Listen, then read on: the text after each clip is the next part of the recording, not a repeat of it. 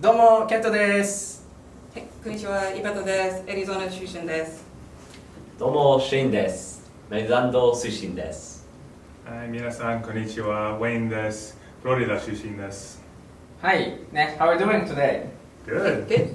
Good enough. Good. Okay. So today, let's talk about, in your opinion, do Japanese people are struggling to make mistakes when we speak Japanese? Or read or writing? So, any ideas? Yes, something I've noticed is, I guess, English version prepositions or for Japanese particles, using in, at, a. We want to say, I read a book. So in English, I read a book, but maybe in Japanese, I read book. So when they're trying to translate into English, they don't know where to put the A, and so they struggle with adding extra versus us trying to take it out. Yeah, so kind of going off of what you're saying, Yvette, is one of the best things that happens, like when I was trying to learn Japanese, is that the present and the future tense is the same when you're speaking in Japanese, Yeah, right? exactly. So if I say taberu, that can mean will eat or, is eating right now. Yes. However, do it the other way around, going for English, or going from Japanese to English, it's much more harder, much more difficult, and it's much harder for English learners.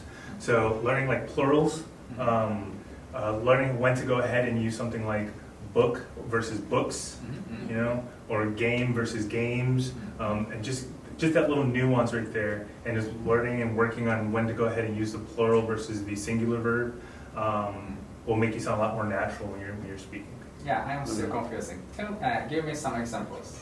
Oh, yeah. So 例えば without any context or anything like that, you can say, oh, that's read a book.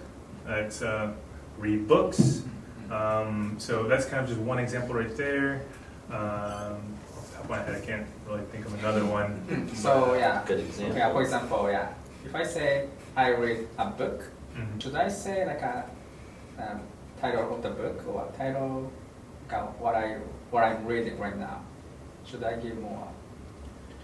If you want to talk about it, that's a good way to open a conversation, small talk. We've talked about that before on this channel, but if you're just like saying, oh, I read a book last night, and you don't feel like continuing talking about it, like you don't need to say the title. It's just like, yeah, that's what I did. Like I like reading books, but go for it. If you want to talk about the book, it's no problem at all. Okay.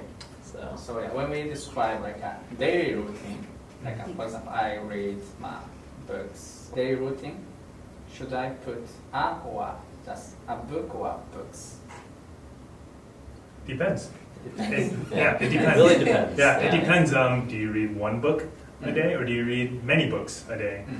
If you wake up and you're like, hey, I wake up, I brush my teeth, I read a book, right? Or I read just one book. Then you say, hey, every day I wake up, I read a book, then I go eat breakfast, and then I continue on with my day. Then a singular one is completely fine because you're very specific about it. Now, if you're vague about it, if you want to be a little bit more vague and kind of discuss you may read many books, you may read one book, you read different kinds of books, right? Instead of like magazines, it could be just like magazines, newspapers or books or anything like that. You may say, hey, I read books, or just say, I read, and you can be a little bit more vague with that. Anything, that you always say as a plural. For example, a book, books, or a game, games. like a Shoes. word that's always plural, or like a word that can be singular. You say, Can be singular. Yeah, it's like pants. It's not a pant.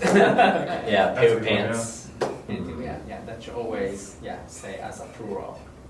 Let's talk about one shoe, but that's specific. That's kind of uncommon.